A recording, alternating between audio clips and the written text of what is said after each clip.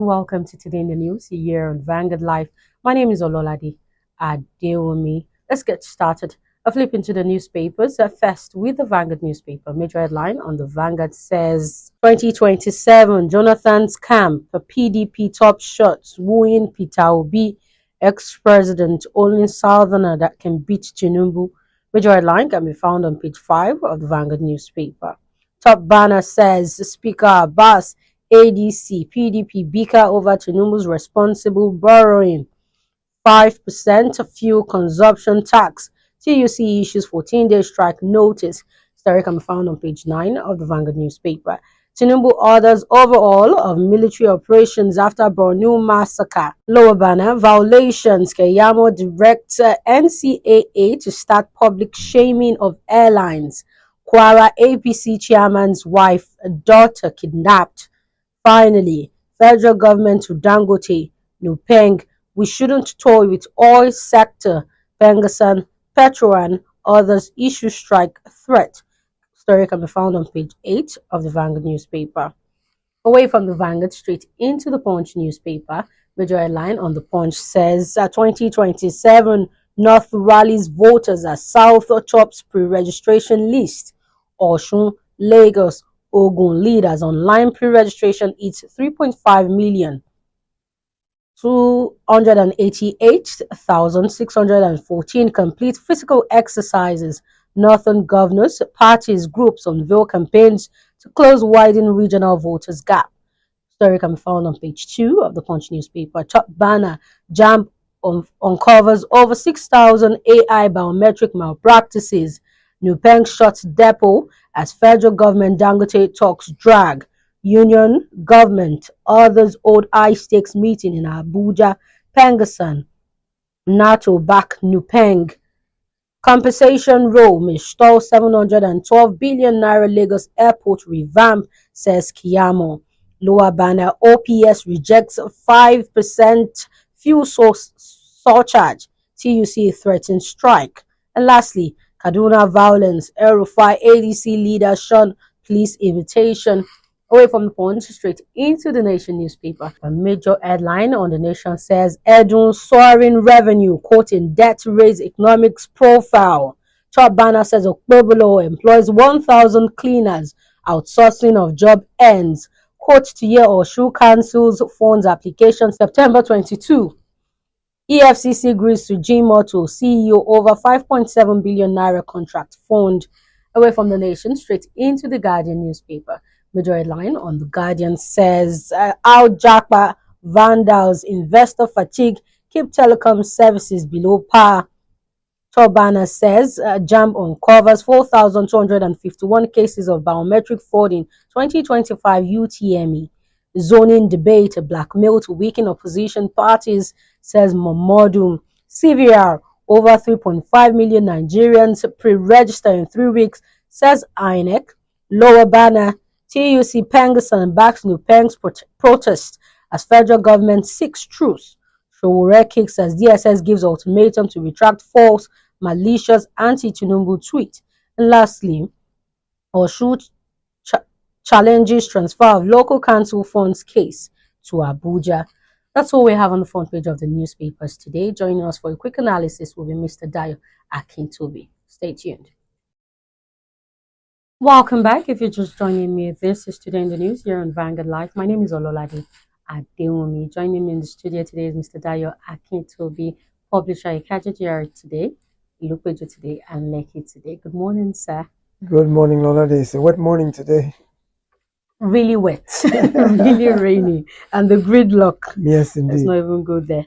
So, a look into a top story for today. The TUC has issued a 14-day ultimatum to the federal government demanding the withdrawal of a proposed 5% tax on petroleum products or a nationwide strike will be initiated.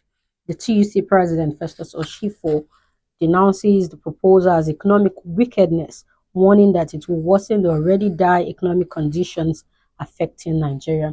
Let's start with this. So, this Nigerian Tax Administration that was currently done, June 26, 2025, so legal expert says it has already and always been in our law under the FEMA law.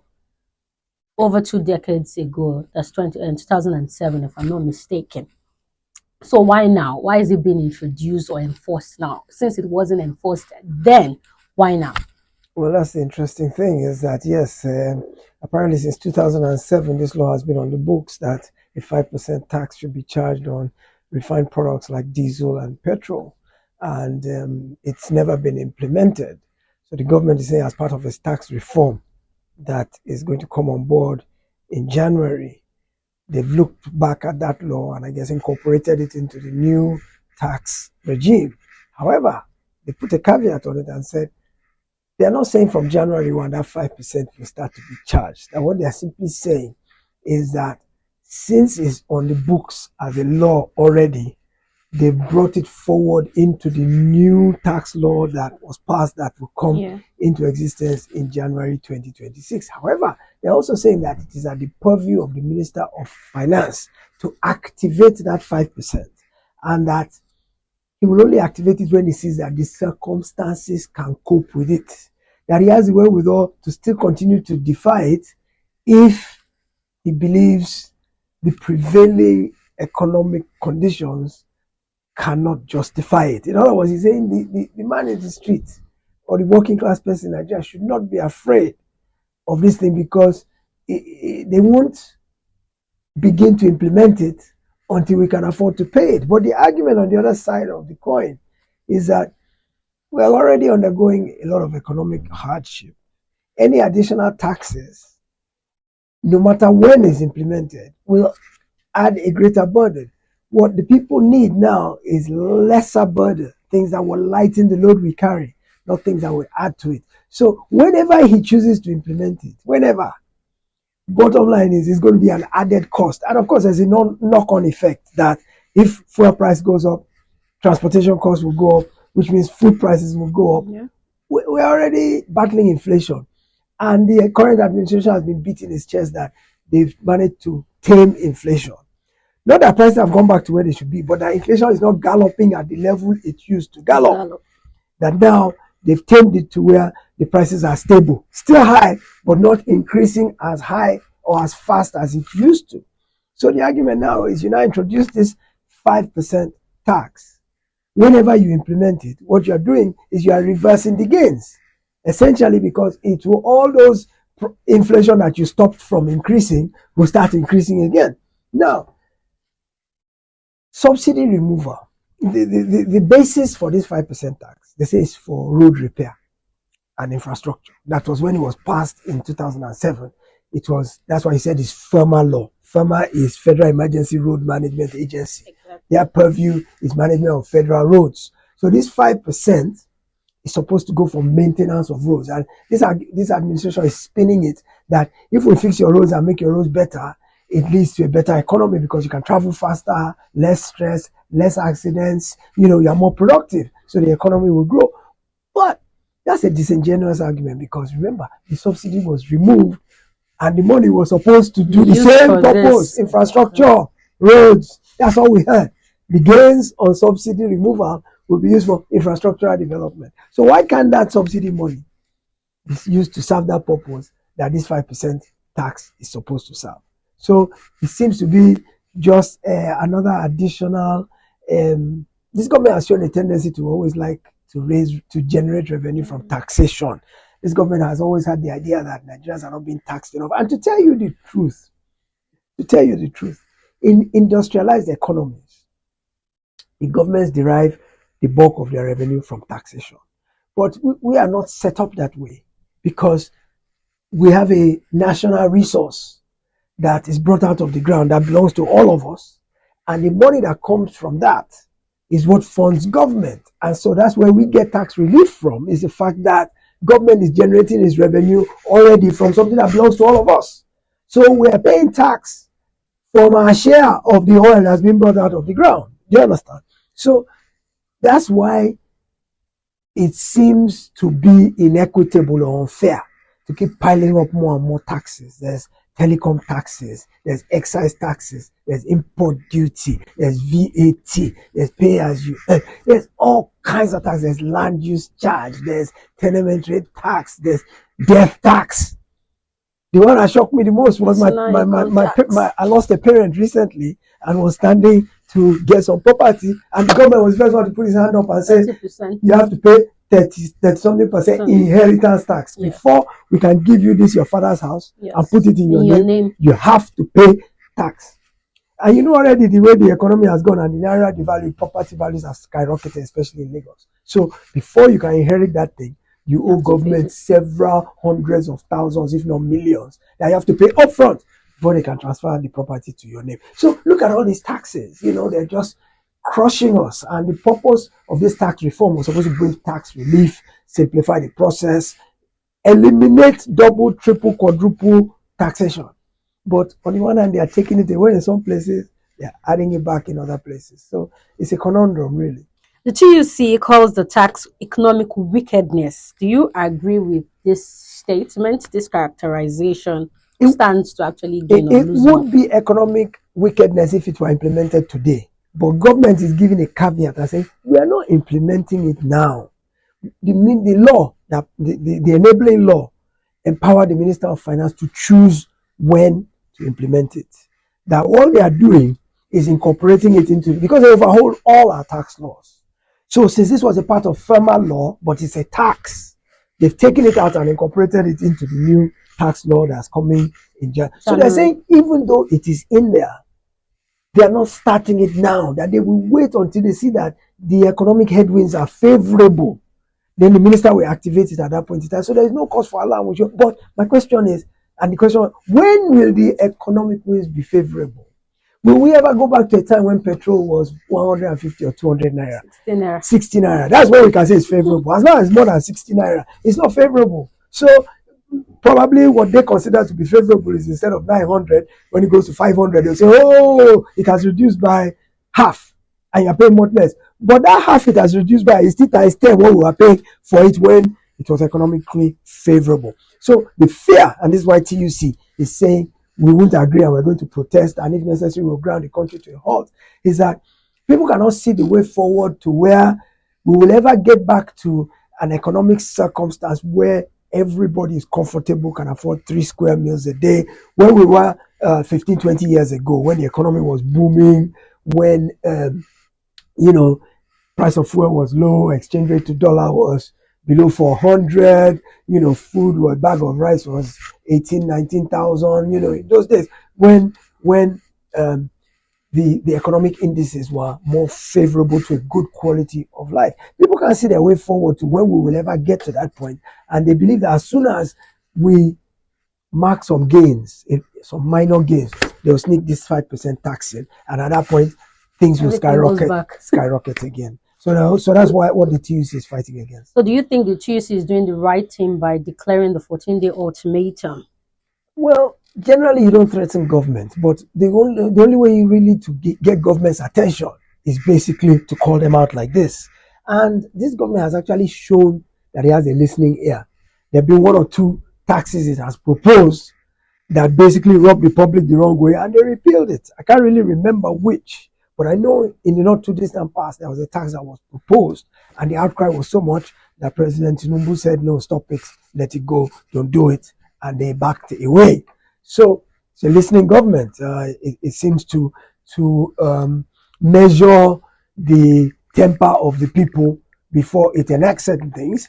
But, perhaps this 5% tax should have been subjected to a public opinion, survey, or, just to have kind of felt the mood of the public before even talking about it at this point in time. But yeah, the quickest way to get government's attention is protest or strike. So I think it's actually magnanimous of TUC that they've given them a 14-day window so that they can dialogue. Some people some cynical people say that's TUC's way of going around the back to go and collect the envelope and keep quiet, because we've lost, the labor unions recently have lost quite a lot of credibility in the last several years. Are they really fighting for the common man, for the worker, or are they fighting for the selfish interest of the leaders? Because many times the trend has been they, back and rattle their saber and say, oh, we're going to grind the country to a halt. Then they have these nocturnal meetings where the next thing you hear, oh, we've called it off because they have promised to do this. So a lot of people are not even believing the TUC. They are saying, That's they will settle them in the middle of the night. And this 14-day warning is just a window to allow negotiations to occur that will benefit the leaders of TUC and not necessarily. So they will go away into the quiet good night with their payoff. And at the end of the day, this 5% tax will still come and there will be no strike. So we'll see how it goes. And I do think it's good that they've, as opposed to just saying we're striking tomorrow, they've given the warning notice. But let's hope for a credible and above board engagement between organized labor and the government on this issue. You spoke about the present administration being a listening government. How would you say they should respond to this issue on the ground? They can't cancel it now. It doesn't have to be done. Or they can suspend implementation indefinitely. No law is inviolable. No law is irreversible, especially in a case where you have the National Assembly completely under your umbrella, so to speak. Pardon the metaphor, but maybe under your broom. It's very easy to repeal a law. No law is permanent forever. Even the Constitution, as much as it's the ground norm, it can still be amended. So the law can be set aside. The president can say, we're shelving it. Or like I said, the easiest way is to say, okay, it's on the books, we're suspending implementation indefinitely because at this point we see that Nigerians can't afford it. We don't want to reverse the gains of our economic reforms that have seen inflation stabilize, our foreign reserve has grown, oil production is up, GDP is up. The economic indices are all up, but this alone could reverse all those gains. So they could say that we've looked at it. I think the government does have some issues with public communication. I think the government spokespersons are not doing the very best in terms of sensitizing the public and making us understand the reasons behind some of the policies and initiatives. Many people believe this 5% tax is initiated by this government and is part of their plan to make life hard for Nigerians and make more money for themselves. They live a lavish life. They're asking us to sacrifice every day. They tell us to sacrifice every day. But we're not seeing any sacrifice coming from them. Look at RMAFC. Just last week said it's reviewing the salaries of political office holders from the president on down to the lowest councillor. They want to give them more money at a time when Nigerians are groaning under the yoke of difficulty. So, they're asking us to make sacrifices. They're not making sacrifices. So when you look at a thing like this, where any which way you look at it is just going to add more of a burden, they can suspend it very easily. Away from that, into a second story, the Nigerian Union of Petroleum Natural Gas Workers NUPENG completely altered fuel loading operations across depots nationwide. The stoppage was prompted by alleged restriction imposed by the Dangote Petroleum Refinery, on union membership for tanker drivers. Let's look at this. How important is NUPENG, the role of NUPENG and unionism when it comes to oil and gas sector? A lot of people feel like the NUPENG and the union just want to frustrate the efficient delivery of Dangote. How important is unionism in the oil and gas sector? Unionism, the original intention of unionism is to fight for the rights and well-being of workers. Before it got political, unions were there to fight for a living wage or a good minimum wage, working conditions, things like a regular work week should be 40 hours, 8 to 5, Monday to Friday. Anything above that, they must pay overtime, time and a half. If it's Sunday or public holiday, double time. Those kind of things they're fighting. We want health insurance for our workers, HMO. We want hazard pay. Look at those lawma workers that sweep the street on the expressway. Do you know the risk to life of those people on a daily basis when cars are zipping by? Those kind of people, apart from their salary, there should be something called hazard pay. Our military and our police who get killed in the line of duty when they are defending us. What happens to their families after they are gone and their children? Is there a benefits package that says that their children will be sent to school to university level on the dime of the government? Is there a thing that says that their wife will be set up in business so she can afford to take care of her family? Those kind of things are what unions were set up to fight for the welfare of the worker. But let me tell you what this issue is with NUPENG and Dangote. NUPENG is saying the 2,000 trucks. Well, I think Dangote wants to bring in 10,000. But I think it's brought in 2,000 for now. What Dangote wants to do is he wants to use those trucks to deliver directly. Now, to deliver directly to the fuel stations. Now, if he does that, by removing the middleman, the belief is that the cost will drop because transportation costs will be amortized. The middleman in the transportation value chain is removed. So you and I likely will benefit at the pump by seeing a drop in the price. So it's a good thing for us. But here's the argument. NUPENG says Dangote must register those 2,000 trucks with the union. Guess what? Each truck has a fee that it has to pay, and the driver has a check-off that he has to pay to the union. I'm hearing something like between 120,000 per truck and ₦1,000,000 per truck. Do the math. If it's even for argument's sake, 500,000 times 2,000 trucks. So I kid you not, this whole fight and argument is about money. Oh, don't deceive yourself and say, oh, about worker right or whatever. No, they want Dangote to pay them billions to register those trucks. They are not fighting for the welfare of the average worker. They are saying the trucks and the people who drive the trucks must belong to NUPENG. Where Dangote is saying they can form their own union within my organization. Let them form Dangote Truck Drivers Union and let them deal with us direct. Why do we need NUPENG? Do you understand? So the one thing I look at is why hold a whole nation to ransom and say you're going to grind the whole country to a halt simply because of a very small segment of people, 2,000 workers versus a union. Okay, so the NUPENG membership is quite wide, but this issue does not concern the rest of their members. So it can't be that they are fighting for the other NUPENG members or even labor in general, right? They're fighting specifically because they want these 2,000 trucks and the 2,000 drivers who will drive them, or maybe 4,000, there might be two to a truck, to enter the union. Now, the Constitution guarantees the freedom to unionize. But you choosing to be a member is voluntary. You do not have to be a member. There are some companies that say to work for us, you must belong to social union. You as an individual have the choice, if you're not interested in being a union member, to work somewhere else. It's not by force to drive Dangote truck. And it's not by force to drive the truck of a NUPENG member. There are many trucks out there that don't belong to NUPENG.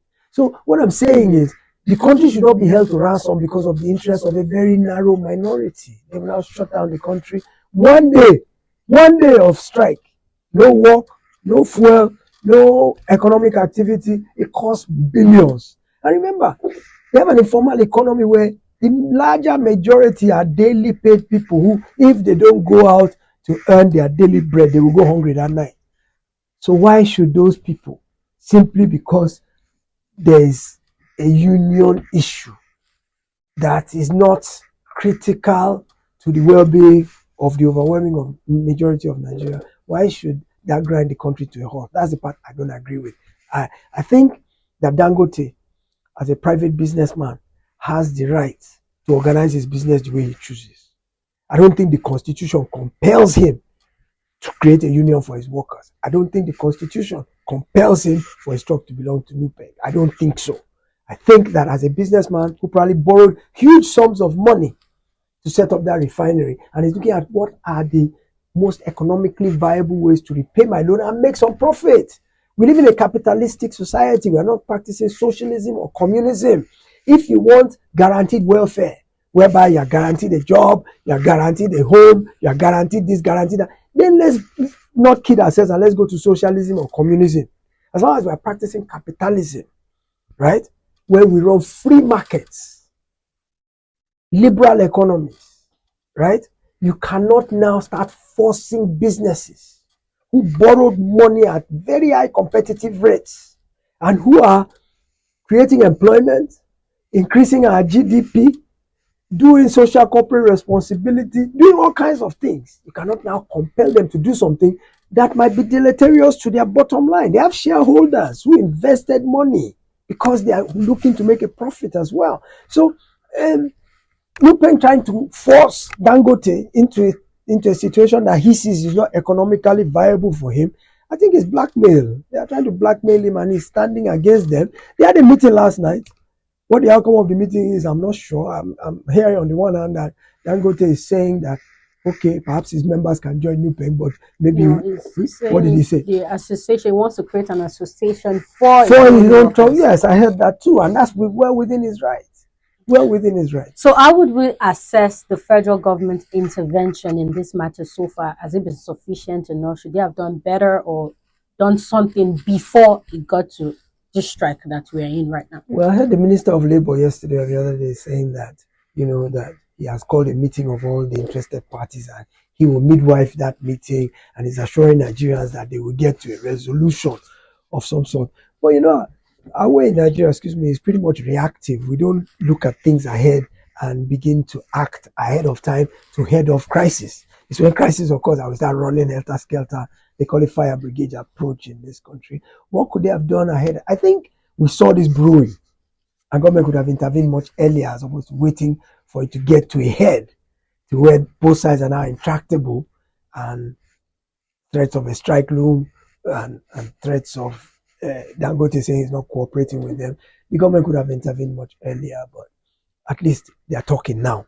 Most important thing is dialogue, communication. As long as the two sides are talking to each other and the government is midwifing the process, they will reach some kind of an understanding. The part that's really bad is when they are not talking. Remember, some ASU strikes got to some point where the Minister of Labour said, I'm not talking to you. ASU President said, I'm not talking. And for months, they both stayed in their offices. No discussion, no progress. That grinds you to a halt completely. But as long as we are talking, as long as we keep the doors of communication open, there's always hope that there will be resolution. So how should this issue be handled in a way that it doesn't lead to an economic downturn? Because the average man out there is scared. The fear of fuel scarcity, economic downturn is there. How should it be handled so it doesn't lead to that? Well, the beautiful thing would be for them to find a compromise, of course, and so that NUPENG doesn't strike. It would be good for them to find a compromise of some sort. Perhaps Dangote will tell his drivers to set up their own union, and then maybe that union can belong to NUPENG. Perhaps they can avoid registering the trucks with NUPENG and the trucks be registered with the Dangote union. There are different compromises. At the end of the day, NUPENG is fighting for its own self-interest. Dangote is fighting for his own self-interest. And in the middle of it all, our own interest is forgotten. Right? And for me, that's the saddest part, because that's what's most important, the common interest. And I wish both sides would take that into consideration, because if they put the common interest before individual interest, which is hard for Dangote to do because he's profit motivated. So it's very difficult for him to not be looking at the bottom line of his numbers all the time. NUPENG, on the other hand, is an advocacy group. It's a group fighting for the rights of a section of our population, not all of us. So would you say, are there frameworks or policies that are currently on ground so that this can be resolved swiftly? There must be, I'm sure, within the Ministry of Labour, within NNPC, the regulator, within all the stakeholders in the upstream and downstream sector of the oil and gas industry. I'm sure they've got to have, I personally don't know. But generally, the way governance works, templates already exist that provide guidelines as to how to resolve this kind of disparities. Now, investor. So the federal government has a say to some degree in what Dangote does and how he organizes his business structure. NUPENG is licensed by the federal government as well, and government can prescribe that union. They can wake up tomorrow and say, NUPENG, we shut you down, and there's nothing NUPENG can do. So government is also a regulator of the union. So when you look at it left and you look at it right, government is the 800-pound gorilla in the middle of all this. And so therefore, the wherewithal lies with government to be able to come up with some sort of a detent that's an acceptable compromise on all sides. I'm sure there's a template for it somewhere. I'm not privy to it, not being an oil and gas specialist, but I do know that in governance, there's always, because nothing is new. This is not a new situation. Nothing is new under the sun. Everything in one guise or another has always transpired before. So there are antecedents to go and look at to know how did it go last time we came to this kind of problem? How did we resolve it? Did we resolve it amicably? Did it come back again? Why did it come back again? So there are historical references that one can draw on that give the kind of wisdom to know the best way to go ahead. We appreciate you for joining us in the studio today. Always a pleasure to be here. That was Mr. Dayo Akintobi, publisher Ikajajari today, Lekki today, and Ilupeju today. Do well to follow us on all our social media platforms as seen on your screen and on our website at